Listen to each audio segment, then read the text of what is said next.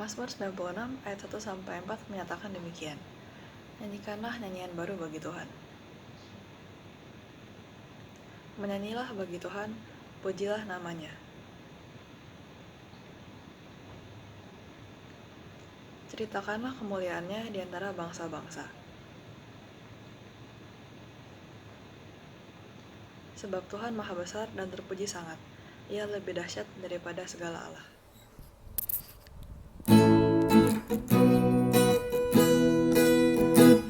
Terpujilah Allah, hikmatnya besar, begitu kasihnya untuk dunia cemar, sehingga diberilah putranya kudus, mengangkat manusia serta menebus.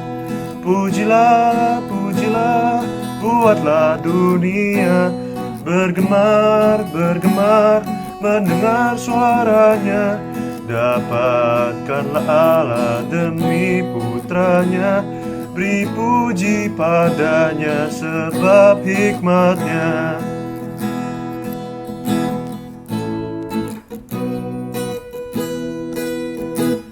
Dan darah anaknya lah yang menebus mereka yang yakinkan janji kudus.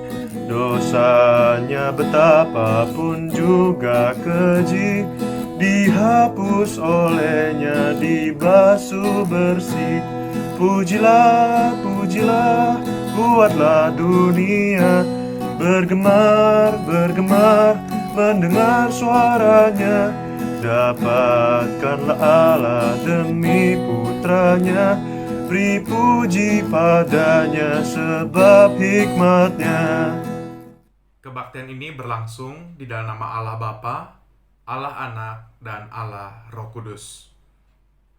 Kasih karunia dan damai sejahtera dari Allah Bapa kita dan dari Tuhan Yesus Kristus menyertai saudara sekalian.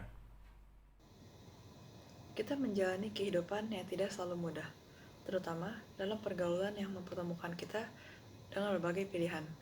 Salah satu pilihan itu adalah berbuat baik dan benar atau berbuat yang salah. Sebagai remaja Kristen, kita tahu tugas kita adalah melakukan yang benar, tetapi kita sering takut melakukannya karena membuat kita terlihat aneh dan berbeda dari teman-teman. Dalam ibadah hari ini, kita akan mendalami tema menjadi anak terang, sok suci loh, yang akan menolong kita memahami mengapa kita tidak perlu takut melakukan hal yang benar.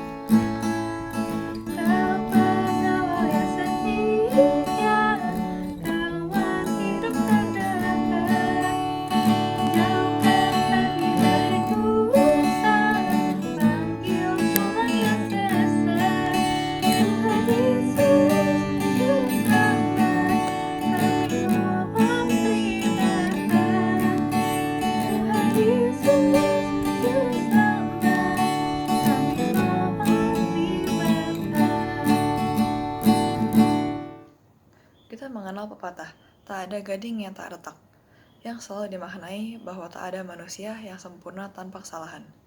Tetapi, ini bukanlah alasan untuk membenarkan setiap kesalahan yang kita perbuat. Marilah kita datang padanya dan berdoa untuk memohon pengampunan dan pemulihan darinya. Yesus Kristus yang pengasih, kami membutuhkan belas kasihan dan pengampunan-Mu atas setiap kegagalan dan kesalahan kami. Berilah kami tuntunan-Mu agar kami dapat hidup benar, jujur, dan saling mengasihi, baik sebagai keluarga, sebagai teman, dan warga sekolah ini. Tolonglah kami untuk dapat dibaharui dalam setiap kesempatan, agar hidup kami lebih baik di hadapan-Mu. Dalam nama Tuhan Yesus, kami naikkan doa pengakuan dan permohonan hari ini. Amin. Pengakuan bahwa perilaku kita tidaklah sebaik yang Tuhan inginkan adalah kebaikan di hadapan Tuhan, sehingga tergeraklah hatinya untuk mengampuni dan memperbarui hidup kita. Di dalam Kristus, engkau telah diampuni. Damai Tuhan besertamu.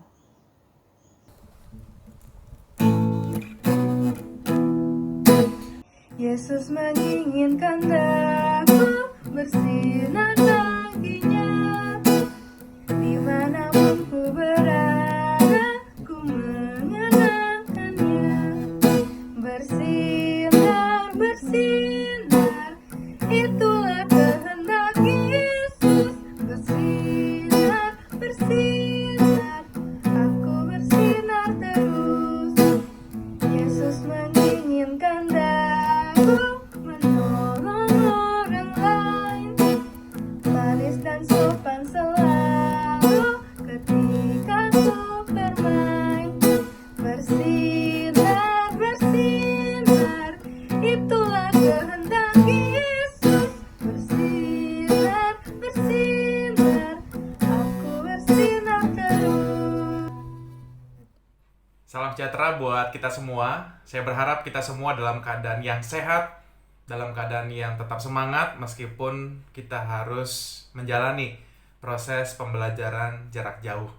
Hari ini kita akan bersama-sama mendengarkan firman Tuhan. Kita siapkan hati kita, mari kita berdoa. Bapa dalam surga, terima kasih kalau hari ini kami boleh diberikan kesempatan untuk kembali memuliakan Tuhan dan juga boleh mendengarkan firman Tuhan. Hari ini kami mau belajar untuk menjadi anak-anak terang di tengah situasi yang kadangkala tidak mendukung kami.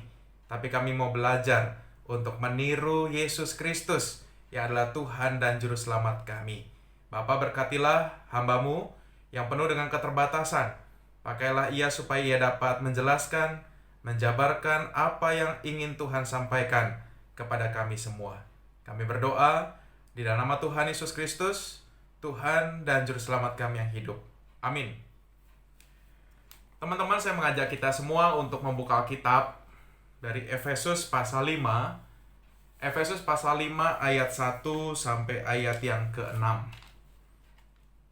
Efesus pasal 5 ayat 1 sampai ayat 6. Demikian firman Tuhan. Diberi judul Hidup sebagai Anak Terang. Sebab itu jadilah penurut-penurut Allah seperti anak-anak yang kekasih, dan hiduplah di dalam kasih, sebagaimana Kristus Yesus juga telah mengasihi kamu dan telah menyerahkan dirinya untuk kita sebagai persembahan dan korban yang harum bagi Allah. Tetapi perjabulan dan rupa-rupa kecemaran atau keserakahan disebut saja pun jangan di antara kamu, sebagaimana sepatutnya bagi orang-orang kudus.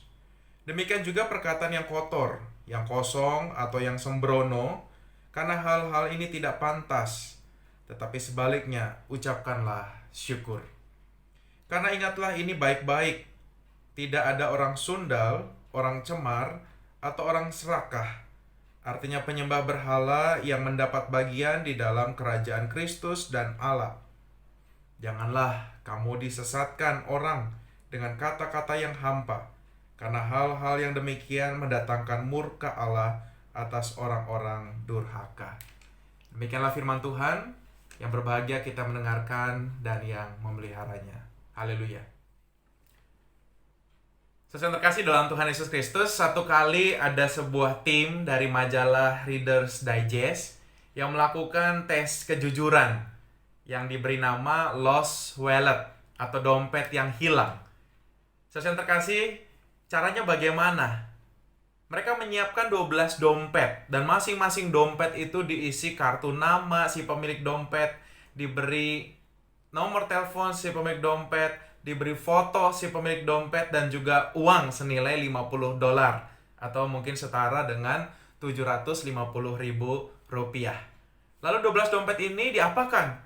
12 dompet ini ditaruh secara sembarangan. Ada yang ditaruh di trotoar, dijatuhkan begitu saja. Ada yang ditaruh di toilet umum, ada yang ditaruh di tempat parkir, ada yang ditaruh di mall dan sebagainya. Nah, dari 12 dompet yang diletakkan secara sembarangan, mau dicari tahu seberapa banyak dompet yang kembali ke pemiliknya. Nah teman-teman, saudara yang terkasih dalam Tuhan Yesus Kristus, dari tes tersebut didapati negara yang paling jujur. Negara yang paling jujur adalah negara Finlandia. Dari 12 dompet yang kembali 11 ke pemiliknya. Jadi 1 yang tidak kembali. Lalu di nomor 2 India. Dari 12 dompet yang ditaruh secara sembarangan, 9 yang kembali. Lalu di urutan yang berikutnya ada Hungaria, Amerika. Hungaria dan Amerika ketika 12 dompet ditaruh sembarangan, 8 yang kembali, 4 yang tidak kembali. Dan di Rusia, dari 12 dompet yang kembali, 7, 5 yang tidak kembali. Tapi saudara terkasih, dari daftar nama sampai terakhir, saya tidak menemukan nama negara kita, Indonesia. Kalau ditaruh dompet secara sembarangan, kita bayangin ya, bukan dalam situasi pandemi, tapi sebelum pandemi, kita taruhlah di salah satu mall 12 dompet secara sembarangan. Kira-kira yang kembali ke pemiliknya berapa? Ya, mungkin teman-teman di rumah senyum-senyum ya. Aduh Pak, nggak ada yang kembali Pak. Ya, mungkin 12-12-nya itu nggak ada yang kembali. Nah, pertanyaannya nih, kalau dompet itu, ya, 12 dompet itu ditaruh oleh kepala sekolah kita di sekolah kita. Ada yang taruh di toilet, di perpus, di lantai, ya, dan lain sebagainya, di laci. Berapa sih yang kembali ke pemiliknya? Berapa? Ya, saya berharap kembali semuanya gitu ya. Jadi SMAK 4 tidak mewakili Indonesia secara keseluruhan. SMAK 4 jujur-jujur ya, kembali 12-12-nya ke pemiliknya.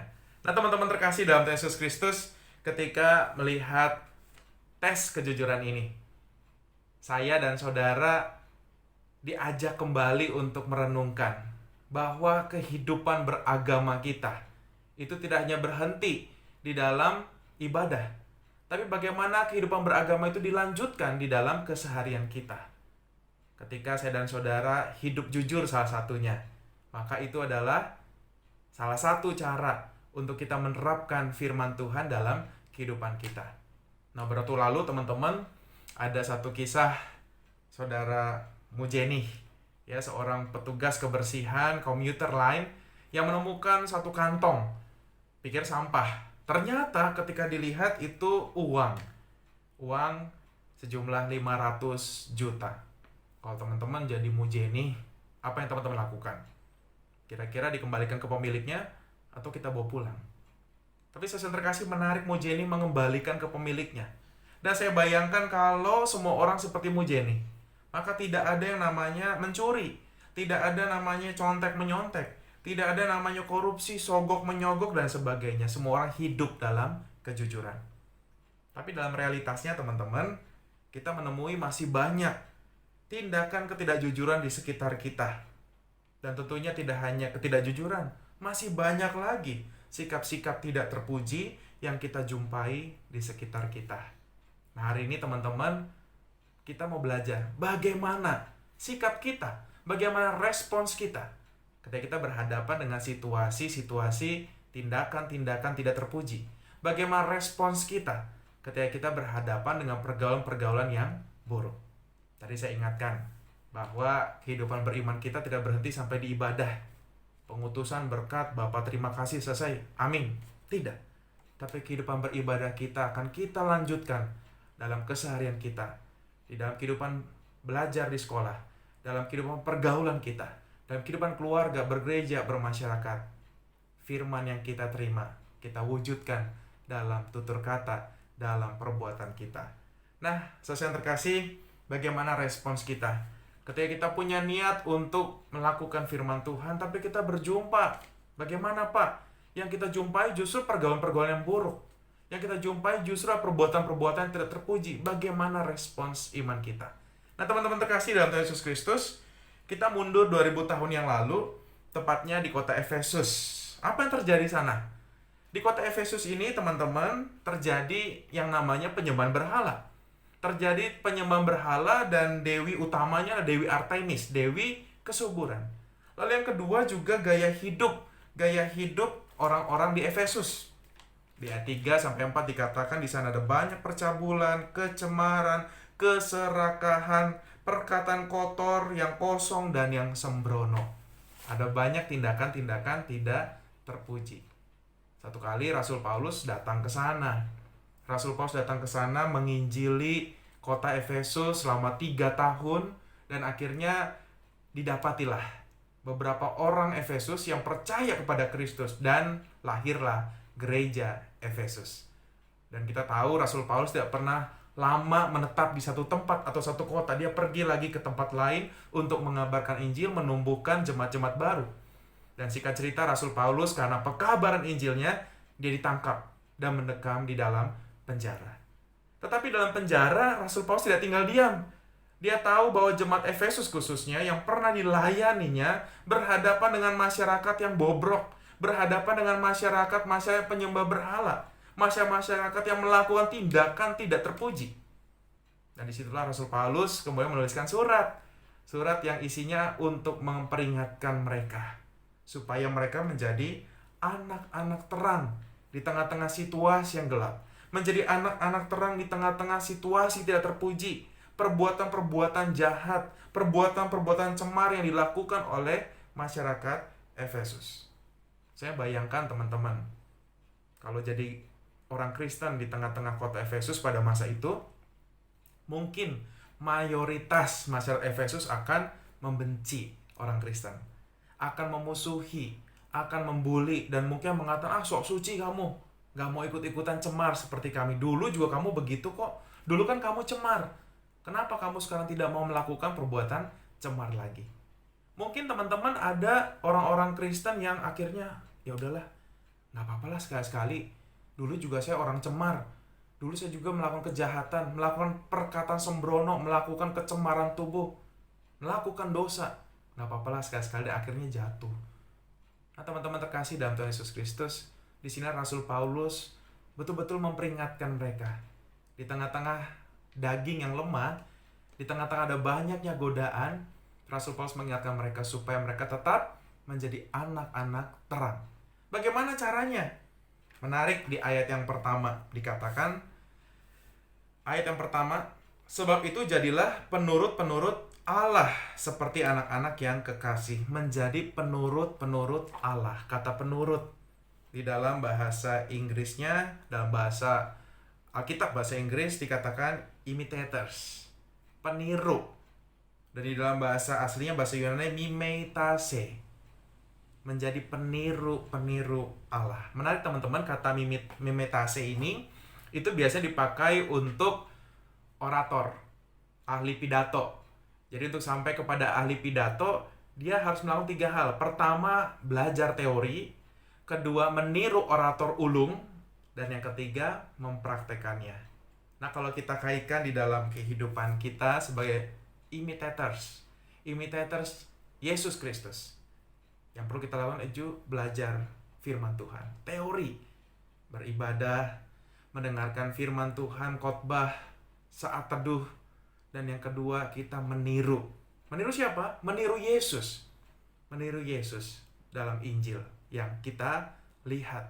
Yesus yang mau mengasihi semua orang, Yesus yang membenci kejahatan, Yesus yang tidak mau berkompromi dengan kejahatan, Yesus yang mau mengampuni, Yesus yang mau memberikan kasih-Nya kepada banyak orang. Yesus yang membenci orang-orang, membenci kejahatan. Nah, teman-teman terkasih dalam Tuhan Yesus Kristus, ketika kita sudah belajar meniru Yesus Kristus, maka yang ketiga, kita harus belajar juga untuk mempraktekannya. Kita harus belajar untuk mempraktekkan apa yang kita dengarkan, apa yang kita lihat, apa yang kita tahu, apa yang kita tiru dari Yesus Kristus. Seperti pujian yang tadi kita naikkan dalam Kidung Jemaat 424 di bait yang ketiga, dikatakan seperti ini.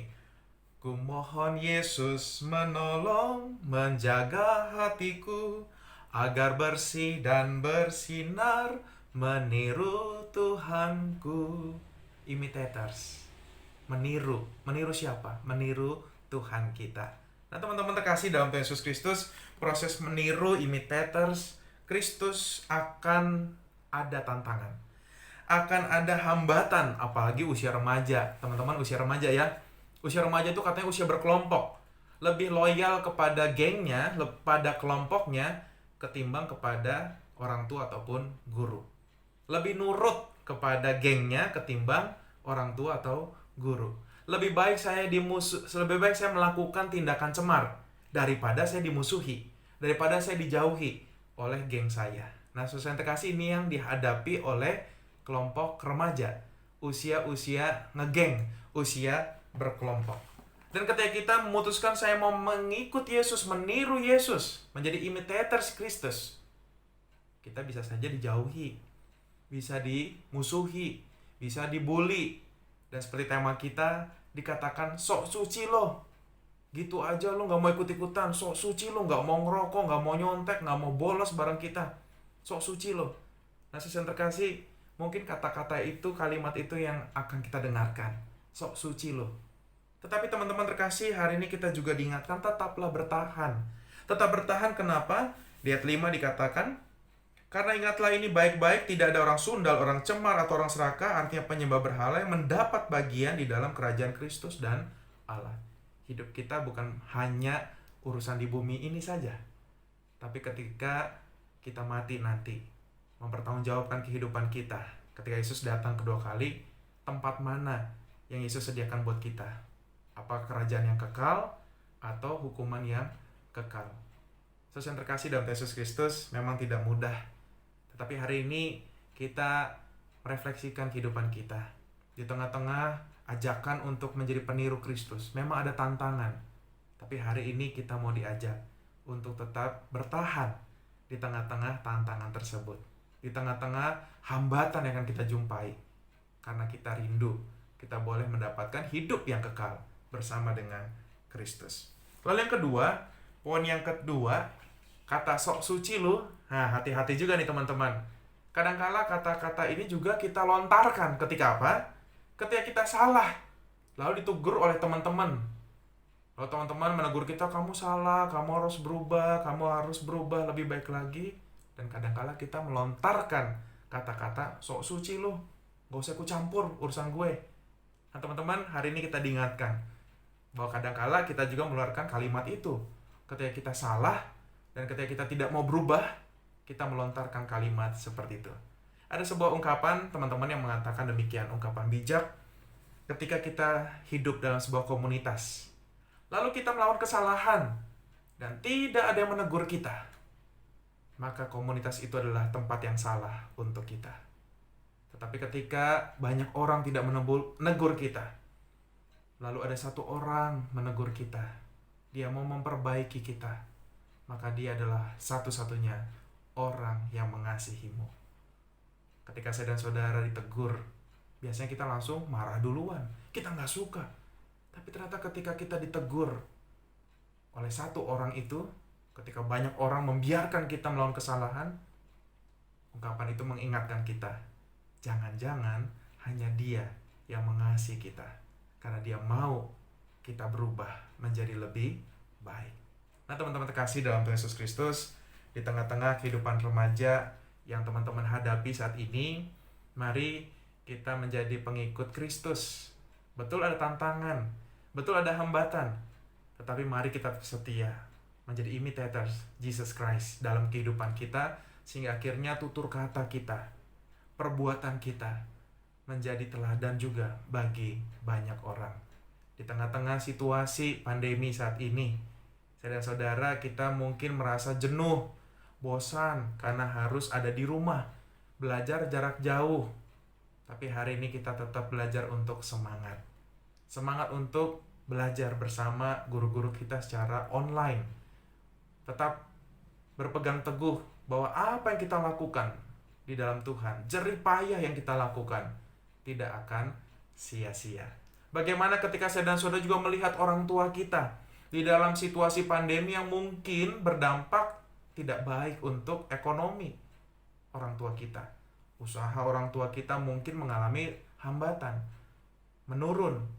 Bisnis yang dilakukan juga menurun, pemasukan juga menurun. Bagaimana tutur kata kita sebagai imitator Kristus Kita boleh memberikan semangat. Ayo papa, ayo ma, semangat. Kita harus tetap bersyukur. Kita harus tetap sukacita menjalani hidup kita. Itu adalah tugas kita sebagai anak di tengah-tengah keluarga kita. Kita boleh menjadi peniru-peniru Kristus. Ketika saya dan saudara mengikuti pelajaran jarak jauh, ketika kita memperhatikan guru kita dengan serius, ketika kita merespons setiap pertanyaan guru dengan serius, di situ juga kita boleh menjadi peniru-peniru Kristus yang menghadirkan sukacita bagi Bapak Ibu guru kita di tengah-tengah pandemi yang berdampak juga ketika Bapak Ibu guru harus menyiapkan berbagai materi yang tidak mudah untuk disalurkan secara online. Tapi kalau melihat anak-anak memperhatikan dengan serius, mereka juga mendapatkan sukacita, mereka juga lebih semangat. Nah teman terkasih, di tengah-tengah situasi pandemi ini, mari kita tetap bertutur kata, tetap berbuat seperti Yesus Kristus yang menjadi Tuhan dan Juru Selamat kita. Ada tantangan, ada hambatan, tetapi mari kita tetap bertahan untuk melakukan apa yang Yesus pernah lakukan selama di bumi ini. Tuhan menolong kita, Tuhan memampukan kita, dan saya berdoa kita semua boleh mendapatkan kesuksesan dalam kehidupan pembelajaran kita. Tuhan memberkati. Amin. Saudara-saudara yang terkasih dalam Tuhan Yesus Kristus, mari kita berdoa. Terima kasih Tuhan untuk firman-Mu yang kami boleh dengarkan hari ini. Kami mohon Tuhan bantu kami, supaya kami dapat menjadi peniru-peniru Allah dalam kehidupan pergaulan kami, dalam kehidupan studi kami, dalam kehidupan kami di rumah dan dimanapun Tuhan tempatkan kami. Mungkin kami akan menghadapi pergaulan-pergaulan yang buruk, namun kami mohon Tuhan, bantulah kami, tambahkanlah iman kepada kami, supaya kami dapat memilih jalan yang benar. Kalaupun pada akhirnya kami dijauhi, kami dimusuhi, bahkan dihina, kami mohon Tuhan, bersamalah dengan kami, kuatkanlah kami, karena kami percaya Tuhan akan menolong kami, Tuhan akan membantu kami, untuk kami boleh menjadi peniru-peniru Allah di tengah-tengah dunia ini.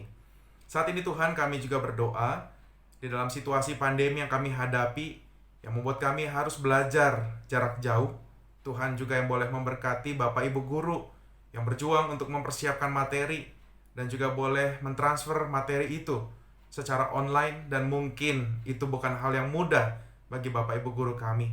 Tapi kami percaya Tuhan bersama Bapak Ibu guru kami memberikan hikmat kepada mereka, sehingga sungguh kehadiran mereka boleh menjadi berkat dalam kehidupan pembelajaran kami. Begitu juga Tuhan, Engkau berkati kami dengan hikmat yang dari Tuhan, sehingga dalam proses belajar jarak jauh ini, kami juga boleh tetap semangat. Kami boleh tetap memberikan perhatian yang penuh kepada Bapak Ibu guru kami yang mengajar kami. Bapa dalam surga, kami juga teringat untuk orang tua kami yang juga merasakan dampak negatif dari pandemi yang kami hadapi. Mungkin usaha, bisnis, pekerjaan yang dilakukan oleh orang tua kami mengalami goncangan. Tuhan, berikanlah kepada mereka iman yang teguh. Berikanlah kepada mereka hati yang terus bersyukur. Dan bantulah kami juga Bapa, sebagai anak-anak terang, untuk kami boleh menyemangati orang tua kami di tengah situasi yang tidak menyenangkan ini. Kami mohon juga Tuhan, berikanlah kesehatan kepada kami, Bapak Ibu guru dan juga orang tua dan keluarga kami. Biarlah sungguh dengan kesehatan yang daripada Tuhan, kami dapat dijauhkan dari virus-virus yang berbahaya. Kami juga dapat melaksanakan tugas dan tanggung jawab kami dengan baik. Kami juga teringat untuk para pemimpin kami. Biarlah Tuhan bersama dengan Bapak Presiden Jokowi, bersama dengan jajaran pemerintahan yang ada, dari pusat sampai daerah-daerah. Biarlah Tuhan menolong mereka untuk boleh menata, memimpin bangsa ini di tengah-tengah pandemi yang ada. Kami berdoa untuk para ilmuwan yang masih berjuang untuk memproses vaksin yang boleh menjadi berkat bagi kami semua dan juga di dunia ini. Biarlah Tuhan juga memberkati, sehingga pada akhirnya vaksin itu boleh ditemui dan juga boleh menjadi berkat kesehatan bagi kami dan juga bagi penduduk di dunia ini. Bapa dalam surga, kami mau menyerahkan seluruh proses kegiatan belajar mengajar pada hari ini. Kami mau serahkan setiap rencana-rencana kami di dalam setiap tugas-tugas dan tanggung jawab kami dalam setiap ujian yang akan kami hadapi di sekolah kami. Biarlah Tuhan bersama dengan kami. Terima kasih Bapa, kami mau menyerahkan seluruh rencana kami di dalam nama Tuhan kami Yesus Kristus, Tuhan dan Juru Selamat kami yang hidup. Amin. Ibadah kita akan segera berakhir. Kita akan kembali ke dalam kehidupan sehari-hari sebagai seorang remaja Kristen. Mari lakukan apa yang sudah dipahami dari firman yang diberitakan hari ini.